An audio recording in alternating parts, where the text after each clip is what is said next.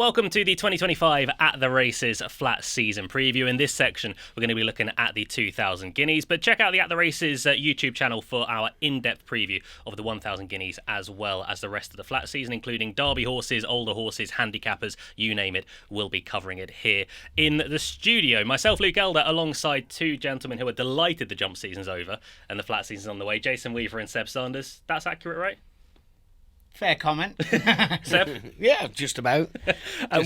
We're getting into sort of flat spiel now, aren't we? We've had a few of the trials for the classics, Jason. We're only a few days away from the 2000 and 1000. So the flat season, it takes a while to get going, but it's really here now. Yeah, we have that changeover period, don't we? And where the two seem to collide, obviously, with racing becoming 24/7, 12 months of the year for both codes just about. It's changed a lot, hasn't it? You know, the goalposts are continuously moving. But once we start rolling, the trials at Newbury into the Guineas on the weekend, and it hots up. Chester rolls into everything else. Yeah, absolutely so. So we're not too far away from some of the real big meetings. Speaking of the big meetings, the 2000 Guineas is coming up this weekend as we're recording it, a race that you won back in 1994. Which back in the dark ages. Yeah, thank you very much. I was one. It is a long time ago. It's a long time ago. From a racecourse gallop at Ripon, where he went clear of two horses. We used two horses in the gallop to tow him around there, and then we thought, coming down from the north, we got a bit of a chance. Mm-hmm. That was Mr. Bailey's back in 1994. Was he the best one that you rode in the Guineas? How would you compare him to Bijou Dan? He was a different model. He moved like a dream. Honestly, I think they said from very early on, even when he was when they were testing his wind at the sails and looking at him going round on the lunge, he just floated. Never knew how fast you were going. What was the closest you got in the 2007?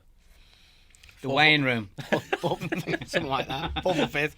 I think Duck Row was... No, I finished third on Stubbs Art to Henry the Navigator and New Approach. How does the Guineas compare to other 3-year-old mile races throughout the season to ride in? Well, the track is the biggest test of all, I think. You know, everybody just says, a straight mile. You know, from a viewing point of view, for the public, it's really, really tough because you don't get a true sense of how quick they're going. But you approach the bushes. Before that, there's a slight dip as you run down into it. You hit the crest there, and then you're away and gone. I mean, Frankie Dettori rode that track when he was here better than anybody else. His ability to get 500 kilos of flesh rolling down the hill normally carried him up to the line. Yeah, it is a good track. I mean, the way I used to ride it, I used to watch the furlong markers because of the dip. The winning post looked a hell of a lot closer than it actually was. So I always kept an eye on going past the furlong markers. But, I mean, Jason, right, from between the 3 and the 2, you've got to be getting wound up so that you have impetus going down the hill. And if you haven't got that, trying to get a horse to quicken either as you go down or when you're in the dip is incredibly difficult. I'm sure there've been others, but Zaphonic is the only one I've seen sort of canter down the hill and, with the jockey motionless, the one that I can remember. Well, let's get into this year's renewal. This flat season preview show is brought to you in association with the At the Races app. If you don't have the At the Races app already, be sure to download it. It will give you all the help and tips and video form you may well need going forward towards the Guineas. The latest betting for the 2000 Guineas is as follows. Field of Gold is 9-4 after a scintillating win in the Craven. Twain is 5-1, 8-1 for Ruling Court. Scorthy Champ 9-1, Shadow of Light at 10s, 12-1 Expanded, 16-1 and bigger the remainder. We'll start with Field of Gold, Seb. I feel like he's the obvious starting point. I mean, the Craven win in itself, he won that race looking every inch a Guineas horse. Yeah, he's a very classy act. He won the Craven very, very nicely. I think he's going to be in the shake-up, but they went crazy pace in the Craven. And I think he was probably flattered a little bit. I think no matter how they'd run the Craven, he'd have won it anyway. But the way he galloped out suggested he'd only just hit the line. And he's quite keen, this horse, and he needs to relax. And the pace they went, he should have been a bit more switched off. But it was his first run, so we'll give him a benefit of the doubt. But watching him gallop out, he didn't go very far after the line. No. which suggests that a mile is going to be his limit. That said, Don't listen to that waffle. I'm telling you. No, right? what are you on about? Listen, It's my opinion. It's my opinion. if we're not listening to waffles, it is your Seb is opinion. done. Listen, he's a kingman, and they're normally a bit fiery. Mm-hmm. He's the exception to the rule. He's an absolute dude. What a super cool horse. Incredibly fat. Won his trial so well. Can't have that at all. He's in the shake-up, right? I mean, in all seriousness, you shouldn't be ready for a Craven. That should be a stepping stone, effectively. He was fat, trust me, walking around the paddock. With the greys, it's a little bit harder. People will say, why is that? Well, just because of the colouring. It's a little bit harder to tell how fit they are and also see a rib because there's not a lot of shine on the grey coat, and he's a real white grey coat as well. So walking around, but he was carrying so much condition, he's going to take a big step forward. The ground is the key with him. The ground is the key. Yeah, we've got a hot week coming up as well, so it's going to be rattling fast. I've got a quiz question, actually, for you guys. And you're not allowed to answer it because I want everyone at home to have their chance as well. The last Craven winner to win the 2,000 guineas. Is it in your head? No. Comment your answer down below. We'd love to hear from you guys. Your answer for the last Craven winner that went on to win the 2,000 guineas, and also if you give us your selections as well, that would be great. John Gosden, Seb, never won the race. No, I mean, it must pain him when he looks back at Kingman. You know, that was his big opportunity to win the 2,000 guineas. He went on to win the Irish. I think he was unbeaten for the rest of the season, wasn't he, Kingman? But yeah, it is unusual that he hasn't won the guineas because he's had some proper horses. He has. I mean, normally the John Gosden approach is slowly, isn't it, Jason? So, I mean, the 2,000 guineas isn't slowly. I think the best thing about John Gosden, and the reason he's been so high up the ladder in the training ranks for so long, is his ability to train what's in front of him. And you get a draft of 2 and 3, or you get the yearlings coming in, and you think, oh, these are perfect. These are going to be early season types. You have to train that fast one. You get others that are slow maturing and gently have to bring them along gently. Trust me, he's an absolute master of his craft. One of the real sticklers. When you're riding work for Gosden, it has to be pinpoint accurate the way he wants it, because that's what he can control. He knows he can't control them when they go out on the racecourse because there's 14 other jockeys for 14 different trainers. Yeah. But at home, it's his attention to detail. He's a class act. That's one of the things you get when you talk to trainers. You say, you're nervous when horses go down to pace. It's like, not really. It's out of my hands now. I can't do anything. I've done everything that I possibly can. Second quiz question of the show. Last grey to win the 2,000 guineas. Yeah. I know. Okay, Yeah. Right, we're all good. We're all good on that one. But comments down below with the last grey to win the 2,000 guineas. Kieran Schumacher, Seb. Obviously, you talk plenty about jockeys, and we try and discuss what they do right, what they do wrong. He came in for a lot of stick last year. I thought a lot of it was unfair. But honestly, it's a case of new jockey, high profile job. Things don't go right. A high profile job, and to be fair, I don't think John Gosden had the best of seasons really last year compared to previous seasons, and also he's filling the boots of certain Frankie Dettori. But Kieran he's got plenty of maturing to do, but if John Gosden stands by him, I'm sure he'll learn. Well, that's one thing that we found with the Gosden team, Jason, over the years. They're a very loyal bunch, aren't they? I mean, you've had guys in there that have had jobs for a long time. You look at Rab Havlin. Obviously, he's a fantastic rider, but he's been there for a long time, and I think Kieran will do just fine. Yeah. Again, Seb says he's got a lot to learn. I think that he's got the full package. I don't see that he's missing whether he can use it pro-cush, right hand, left hand, with any sportsman, and I often call it the invisible injury.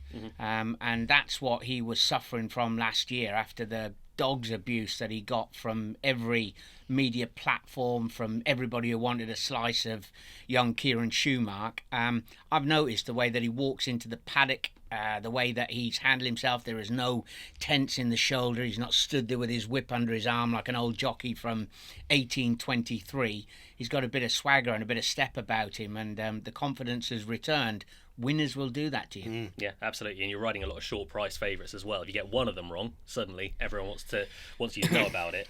We'll continue, Jason, down the way of the Juddmonte team because they've got Cosmic Year and John Quill in the contest. We'll start with John Quill. He looks like he could be absolutely anything. I think the best thing about John Quill is a smaller, sleeker model than a Field of Gold. Won pretty well, I think, at Newbury. Team were obviously red hot. They've hit a bit of a stagger for them. They've had a few shorties that have been beaten just recently.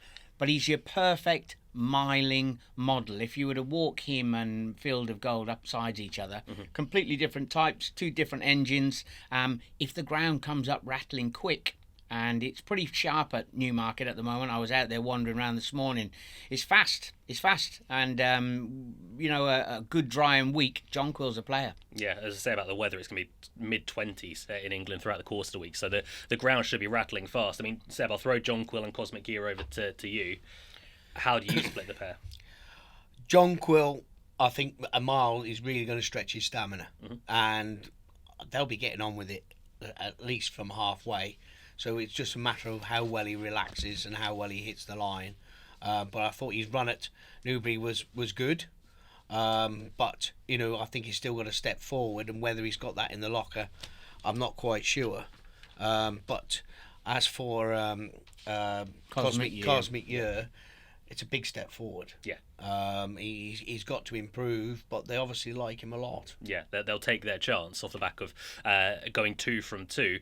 Moving on to the Aidan O'Brien team, it'll be no shock to anyone, Jason, that they've got a fair few in here. I think it was a bit of a worry that Swagman managed to win at Sandown when he would be a long way down the pecking order for their big guns, if you like. But do not underestimate that Aidan uses this as a trial as well. There'll be a lot of, and you'll be hearing it all the time, he's ready to start off. Yeah. And, if they can win on raw ability alone, absolutely fine. Next quiz question. Last 2,000 guineas winner to win a derby? Yeah, got that. Yeah. Over to you guys again. Down in the comments, last 2,000 guineas winner to win a derby. I tell you what, it's going to be riot when we reveal the answers at the end. The other Aidan O'Brien runners, he's got plenty. Seb expanded. He might not go here. Might not go. I thought the interesting one was Henry Matisse. Yeah. They've obviously got this in very high regard. He won the Breeders' Cup. He won on his comeback run in Ireland. Wasn't very impressive, but I think he's one of them horses. He doesn't do an awful lot. He's never going to win 10 lengths. Yeah, they were so far behind the horses when he ran back on the 30th of March, and he was flat to the boards. He never looked like winning, and you can always tell from jockey's body language whether it's going to be an all-out kitchen sink ride. And I thought up until halfway, Ryan was sort of thinking, might not happen today. And then he gave him a squeeze and he started to respond. And he thought, I've got a chance to win, I've got to go. So he gave him the office. Do you think he's a bit of a morning glory, Jace? Do you think he goes better in the morning? He has actually shown the track. I mean, I know we're talking about a Breeders' Cup winner now. No. I think he's absolutely fine. He's absolutely fine. He was a red-hot favourite, wasn't he, over at Longchamp? But Camille Passaro came and sort of mugged him from a great ride from Sumion. I think he came from way back, didn't he? Yeah, he did. I mean, the Breeders' Cup race he was involved in, I don't think it was the strongest, but, Seb, stall 13 around Del Mar. Yeah, I mean, Del Mar's one of the tightest tracks. I mean, I think this horse has got bundles of ability. And I think if he hadn't won him in Del Mar, yeah, he might be a gelding right now, because he in the national stakes, I thought he threw it away rather than lost it. Do you know what I mean? He was ducking and diving everywhere. He's obviously a horse with a little bit of attitude, but he's got plenty of ability. Yeah, I wouldn't love Breeders' Cup horses generally for this division. I know we've had Massar, we've had Anthony Van Dyke a few years ago, but on the whole of it, it wouldn't be a real profitable angle. Profitable for the Guineas and Newmarket in general, Jason, Charlie Appleby. We don't really know what's going on with his runners because we don't know who's going to ride. But Shadow of Light, he looked spectacular as a 2-year-old. Yeah, he was really good. I was lucky enough to be at Yarmouth when he won on his debut, and I said to Buick, "Go on, we'll have a report. What was he out of 10? And I said, am I giving him 6.5? And he said, oh, I think 8, maybe a bit more. So he was happy with him early on. He's done nothing wrong. They've got no idea whether he will stay. This will tell them where they're going to go for the rest of the campaign. When I look at the prices, even now, it appears that Ruling Court is nudging his nose in front of where he sits at the moment. And the market speaking like that is not a good sign for Shadow of Light. No, I mean, they're two very different horses, Seb. Shadow of Light, it wouldn't shock you if he maybe dropped back sprinting at some point this year. But, I mean, Ruling Court, that's not even a thought for him.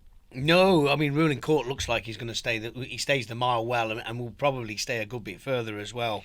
Whereas Shadow of Light, when you win a middle park and then you win the Dewhurst and whatever, he was just the best horse in the race. And I'm in the camp of where I think he might just drop back to sprinting because he's got plenty of speed. Yeah, it's interesting what you're saying there about him Ruling Court. The more I watch it, I've looked at some of the anti-post markets. He's 10-1 favourite for the Ledger, right? If he stays 1.6 miles and has that sort of pace, he'd be the best horse I've ever seen. So everybody's saying that he will definitely get 10. Well, 10, the limit, because he's a quick horse. He's a quick horse, fast machine.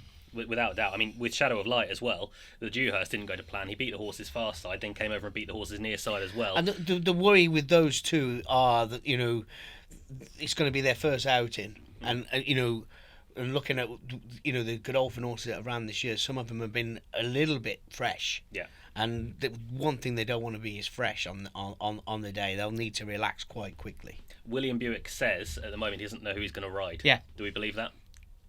Yeah. Yeah. Fair enough. Got to, haven't we? Well, they need one more. They need one more because James Doyle's not around. He's on the sidelines at the moment. Yeah. Who are they going to reach for? I mean, there's a whole boatload of jockeys out there that they could, and there'd be lots hoping to be part of that merry-go-round of jockeys to jump on and hopefully get a good ride in the opening classic of the season. I'd throw it out there. I'll say Fallon. I've seen Fallon ride for Charlie before. Do you get the French in or not? Why Christophe or Mikel Barcelona? Why would I get the French in when I've got one of the boys? The lads have got to have an opportunity. Fallon has produced it up at the highest level last year on horses that weren't totally expected. He rides with a bit of flair. He'd drop in, he'd be confident. Why not him? Yeah. Mikel Barcelona did come over for this weekend last year. Obviously, he had a few rides. Either of you two fancy it? No, What? I'm not getting in the sauna to ride it. No. But listen, Ruling Court, I think he's an absolute player. I do. Yeah, 100%. He's currently around about 8-1 Ruling Court. Of others, I mean, Green Impact, Scorthy Champ. I'll let you just throw out any other names. Yeah, you like. Scorthy Champ has been talked about as a bit of a player coming over for Joseph. But when you shy away from the top 5 in the market, it's interesting. I thought Rashabar was really big and burly before he ran at Newbury, so watch where he turns up. He's not going to be part of this. I can't have a Wimbledon Hawkeye. He ran up behind Field of Gold. They said he wasn't ready. He looked all right in the prelims. Seagull's 11. Is he going to be good enough on official ratings? He's not a million miles behind them. No, I think we've covered the field. Give us a shout. You got to have one as well. I like Shadow of Light. Okay. I think he's the best Guineas horse in this race. Like it. Long term, not sure. Shall we do our quiz? Yes. Right, last Craven winner to win the 2,000 Guineas. Go on. Any shout? I know the answer, yeah. Oh, you can say it now. Haft. There we go. Give us a year for an extra point. The year was...